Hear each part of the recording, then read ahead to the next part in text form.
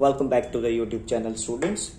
और sample paper की इस सीरीज में हम लोग आज एक और नया क्वेश्चन लेकर आए हैं। क्वेश्चन देखते हैं क्या है। In the given figure angle CEF equals to angle CFE. तो इस तरह की हमें फिगर गिवन है। इस फिगर में हमें एंगल सीईएफ यानी ये वाला एंगल इक्वल है सीएफई के। ठीक है, ये वाला एंगल इसके इक्वल है। ये चीज हमें गिवन है, तो हम लिख सकते हैं गिवन है एंगल सीईएफ इक्वल है एंगल सीएफई के। ये चीज हम लोग ध्यान रखेंगे। और हमें यह भी बताया गया है कि एफ जो है वो मिड पॉइंट है डीसी का। मैं बोलूंगा F is mid point of DC. और अगर एफ जो है मिड पॉइंट है डीसी का, इसका मतलब सीएफ की लाइन हमारी डीएफ के इक्वल होगी। सीएफ की लाइन डीएफ के इक्वल होगी। आपको ये बात भी नोट रखनी है, ध्यान रखनी है। उसके बाद हमें प्रूफ करना है A B upon B D equals to A E upon F D. अब आप देख सकते हो A B upon B D ये रही, और equals to A E upon F D. अब एफ डी तो ये आ रहा है सर, थोड़ा सा हम लोगों को दिक्कत होने लगी। लेकिन एफ डी देखा जाए तो एफ डी हो सकता है उसकी जगह पर प्लेस पर सी एफ होगा। और क्योंकि ये वाला जो एंगल है आपका एंगल सी एफ ई, जब एंगल सी ई एफ के इक्वल है तो प्रूव भी आप लिख देंगे। लेकिन क्योंकि इस समय थोड़ा सा वक्त कम है तो मैं इसको जल्दी जल्दी कर रहा हूं। अब देखिए बच्चों, तो मैं कह रहा था कि एंगल सी एफ ई जब सी ई एफ के इक्वल है तो हम लोगों ने एक थ्योरम बहुत पहले से पढ़ रखी है जो कि आइसोसेलेस ट्रायंगल की थ्योरम है। आइसोसेलेस ट्रायंगल की थ्योरम में ये कहा जाता है साफ साफ कि अगर मान लीजिए किसी ट्रायंगल की दो साइड्स इक्वल हो जाएं तो उनके अपोजिट एंगल्स भी इक्वल होंगे। ये आइसोसेलेस ट्रायंगल की एक खास बात है। अब यहां पर हमें जब एंगल्स इक्वल दे रखे हैं तो हम बोलेंगे कि साइड भी इक्वल होगी। तो वो आप यहां पर देख सकते हो, जब ये एंगल इक्वल हैं तो ये पॉसिबल सी बात है कि सीएफ जो होगी वो सीई के इक्वल होगी। मैं बोल सकता हूं triangle CFE is isosceles triangle।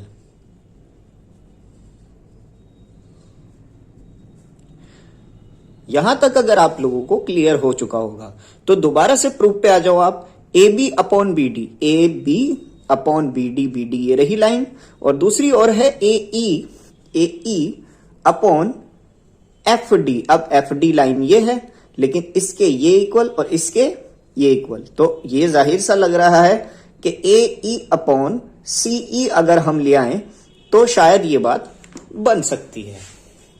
लेकिन अब इसको करेंगे कैसे? क्योंकि देखा जाए तो मिड पॉइंट जो हमने अभी तक की जो थ्योरम पढ़ी है, जो हमारे ट्रायंगल में है, उसमें ये बात बोली जाती है कि सर अगर इस लाइन का रेशो और इस लाइन का रेशो आपस में इक्वल हो जाए तो ये लाइन इसके पैरेलल आती है।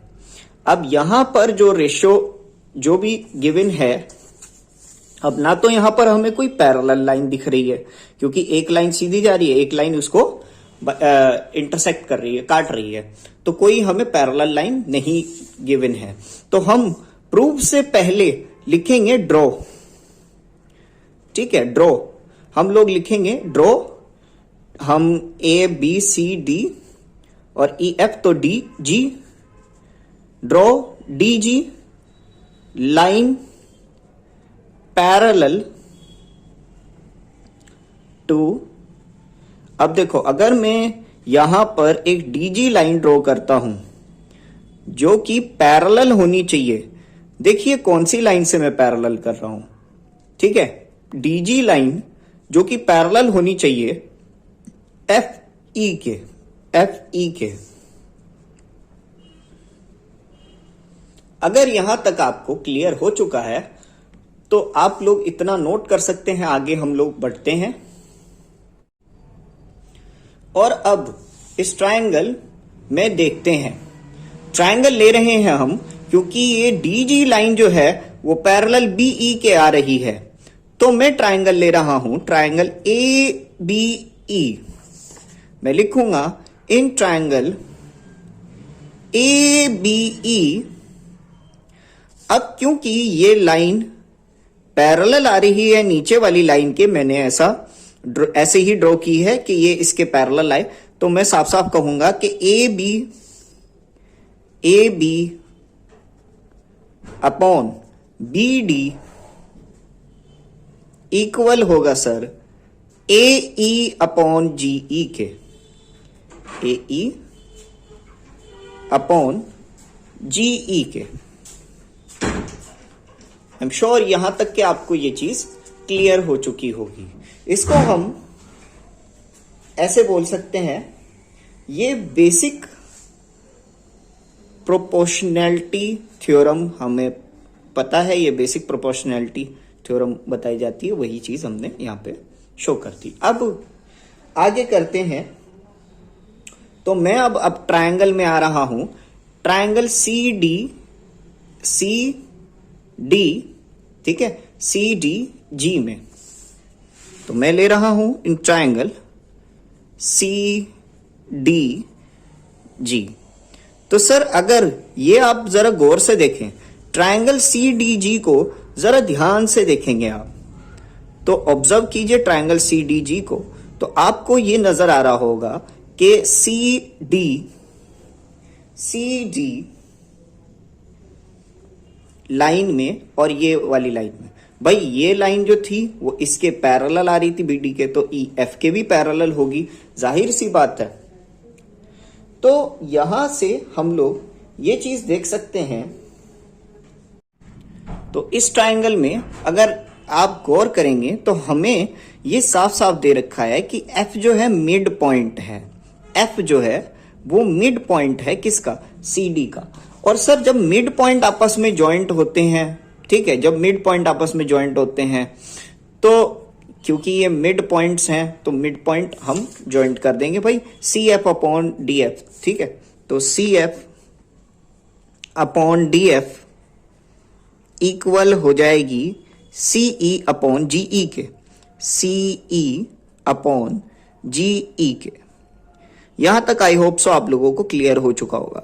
लेकिन हमने एक बात तो ध्यान दी नहीं, वो ये कि सी एफ और डी एफ, क्योंकि एफ जो है वो मिड पॉइंट है, तो भैया आपने पहले बोल दिया था कि सी एफ डी एफ के इक्वल है, तो यहां पर सी एफ की लाइन डी एफ से कट हो सकती है, ठीक है। तो ये कट अगर होगी तो यहां पर 1 आ जाएगा, क्योंकि दोनों लाइंस एक दूसरे के इक्वल हैं, तो आपस में कट हो सकती हैं, और जीई यहां मल्टीप्लाई हो जाएगा। तो हमें यह साफ साफ दिख रहा है कि जीई भी सीई के इक्वल नजर आ रही है, ठीक है, जीई भी सीई के इक्वल नजर आ रही है।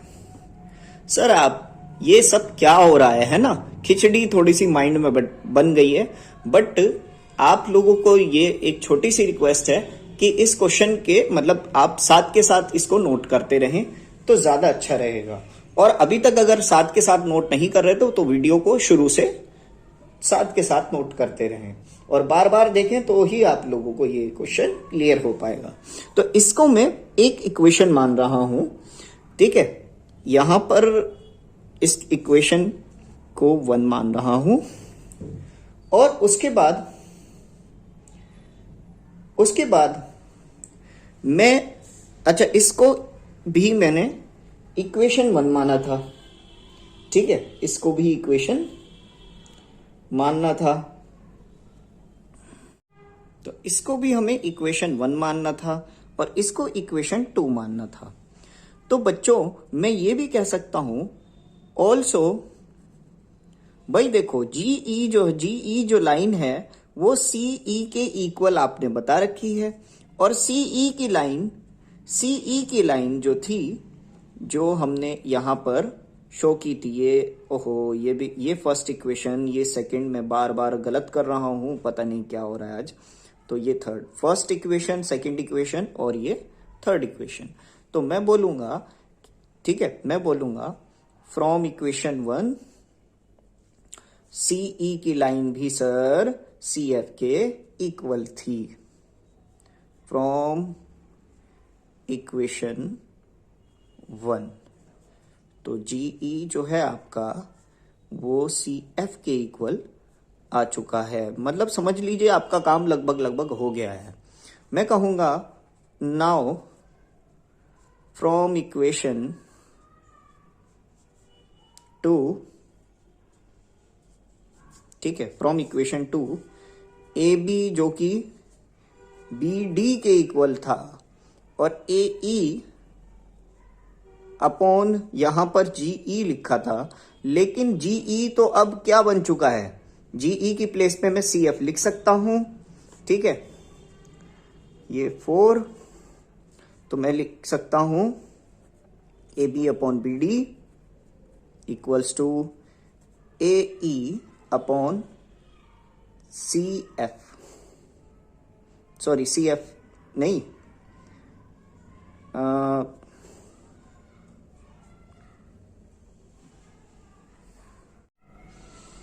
सी एफ, ठीक है।